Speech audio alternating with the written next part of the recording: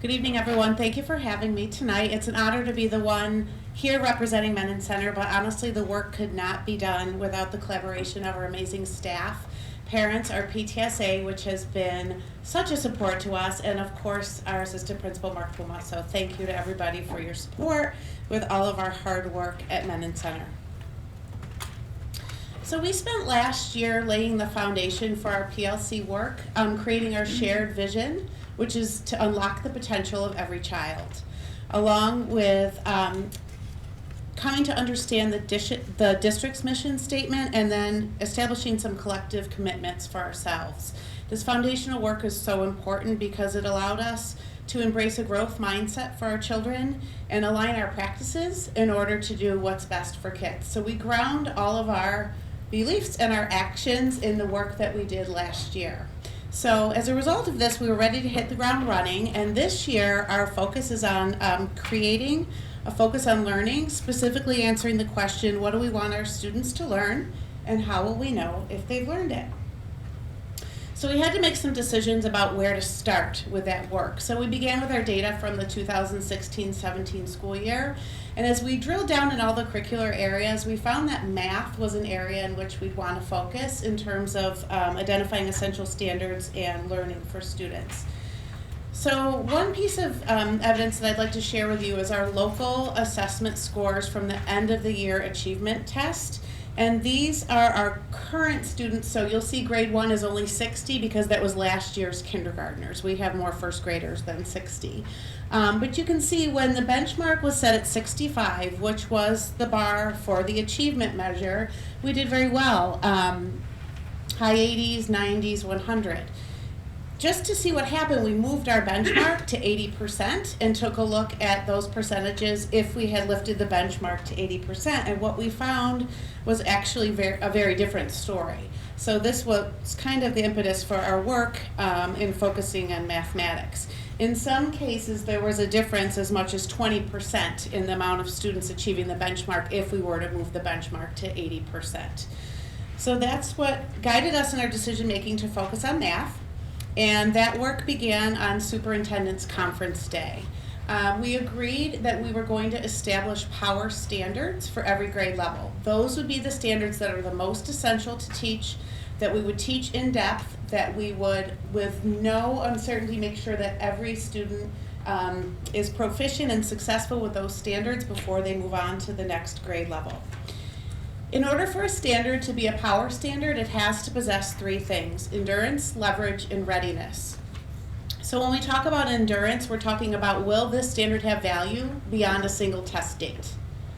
When we think about leverage, we're thinking about the standard's value in multiple disciplines. And when we think about readiness, we think about, is this standard essential to prepare students for either the next unit of instruction or the next grade level? So those are the 3 criteria that were established for identifying power standards, and we began this work individually first. Teachers did it alone, then they got with their grade levels, and then we moved on to vertical teams. The power standards focused on prioritizing, not eliminating, so that's very important to mention. We're still teaching all the standards, but our power standards are those with which we're devoting most of our time in our interventions. Like I said, we looked at endurance, leverage, and readiness, and we also felt the need to test our thinking because we had experienced teachers identifying power standards based on what they knew of their curriculum and instruction and their kids, but we also needed another way to test our thinking and say, are we right on track with what we think are power standards? So we used 4 different resources to support us in checking our thinking. We looked at the district curriculum and the state standards, of course. We looked at trend summary data for state assessments for the past 4 years. So BOCES was able to provide us, with Melanie's help, some great data that outlined which standards were addressed each year and how often. So that was another tool for us. We looked at the end of the year local assessments for math because this summer teams had done a lot of work aligning those to the standards and what was essential. So we were matching there as well. And then we also went back to the PARC model content frameworks for mathematics that they came out with when Common Core first came out. They said 80% of your time should be on these priority standards. So we used those 4 resources to test our thinking along with our teachers' expertise, of course. So we created a document that outlines our power standards for math, and by putting our standards in a format like this, we were very easily able to look vertically. So beyond Superintendent's Day, we then used faculty time and instructional leadership team time to get into vertical teams and look for any gaps, omissions, or overlaps. So we looked for things that might have shown up in grade 2, not in grade 3, was important in grade 4. We looked at things that belonged there that weren't there at all, and we looked for things that were redundant that didn't need to be emphasized as often. So working on this document through Superintendent's Day, faculty meetings, instructional leadership team, by the end of November, we had a final draft of our power standards. So that leads us on to the next half of our work. This year, teams right now are working on unpacking each standard and putting it in kid-friendly language with learning targets, I can statements for our students. We're also developing the criteria for success. So along with each standard, teachers are peeling away all the prerequisite skills, but then also providing for students work samples, rubrics, and ways for them to know what it will look like when they've reached proficiency. So our kids can monitor their success and set some goals for their learning. Teams are also working on formative assessment measures, and that's not a big, long testing session, but it's more individual problems that kids might do as an exit ticket or as an individual activity to check for understanding. So how are we doing with our instruction around these standards? Are we aligned? Are the kids understanding what they need to learn, and what are the measures telling us? And then a lot of continued vertical collaboration and conversations, which has been really exciting because typically grades 2 to 3 and 3 to 4 have been huge leaps in mathematics, and it's great that these conversations are happening and we're tightening up those leaps for students. And here's just an example of a template that some of the teams were using to begin unwrapping the standards. So while we're doing a lot of work with academics and what we're expecting our students to learn and how we'll know it, we're also emphasizing social emotional learning for our students. Last year in February, our 4th and 5th graders and all of our faculty and staff and our parents, K-5, were invited to take the Culture of Ethics, Excellence in Ethics Assessment Survey, which really took a look at our school culture, how we were doing in terms of our students' involvement and achievement and safety and feeling around the building.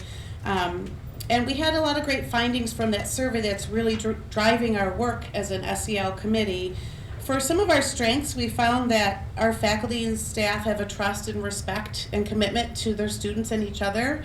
Our parents feel it's a safe environment and that we're committed to maximizing the potential of every child. Areas of opportunity for us were increasing student involvement in leadership roles, increasing student voice within the building and empowering them to make more decisions, and also helping kids to set goals and monitor their progress towards those goals. So while the academic work is around the mathematics, it also ties into the survey results around goal setting. We're very clear on essential learning. Our kids understand that and can reflect on how they're progressing.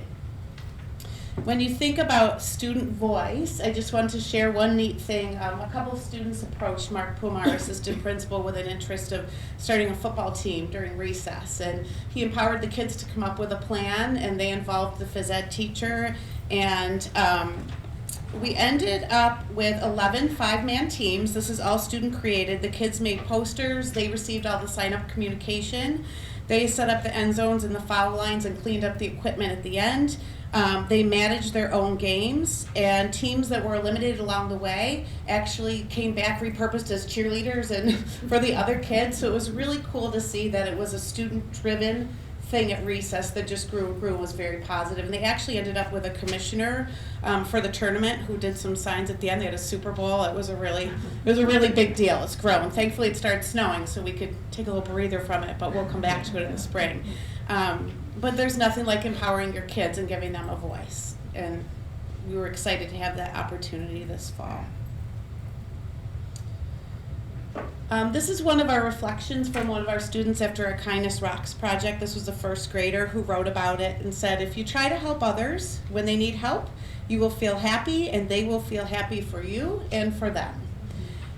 So any of our building initiatives around acceptance and kindness and anti-bullying, we're always trying to put in a piece of student reflection to that, whether it's kids talking about it in class discussions, reflecting in writing, sharing with their teachers, because we have to have a way to know the impact of our learning. A lot of our building initiatives have also been graciously supported by our PTSA. So we have, this fall we installed our first buddy bench that our PTSA purchased for us. And the idea behind the buddy bench is that nobody's lonely on the playground. And all of the teachers were given a common PowerPoint assessment that they showed to their kids. And guidelines for the use of the buddy bench were established and posted in every classroom and the cafeteria in the building. And the kids are excited to be using the buddy bench to combat any loneliness on the playground. Maybe you're a new student, maybe you have a friend that's not there, maybe you need to take a break from your peer group, but it's been a positive thing for us. And then I know you've heard about it, but we also did this fall our Kindness Rocks project, where 2 4th grade teachers, Kirsten Weeks and Kim Hosbach, found out about this national movement where you write kind messages on rocks and leave them at random places with the idea of spreading kindness 1 rock at a time. So the children have all made rocks for you. I gave Melanie the bag because I didn't want to take your time passing out rocks during the meeting, but you'll be excited to receive your rock at the end of the presentation. They've been ready for you since November, when I was originally scheduled to share with you. And in addition to some of our bigger initiatives like this, our counselors continue to do monthly lessons in the classroom. And our SEL committee is really shifting our focus in this next half of this year around selecting principal books of the month for the rest of the year and into next year that deal with character development, and also looking at some common vocabulary across the building to reinforce K-5 when we talk about things like our school promise, spells out caring, kindness, trustworthiness, respect, responsibility, all of those good things. So we're off to a great start at Mendon Center, and thank you so much for the opportunity to share some highlights with you. Thank you, Heather. Does anybody have any questions?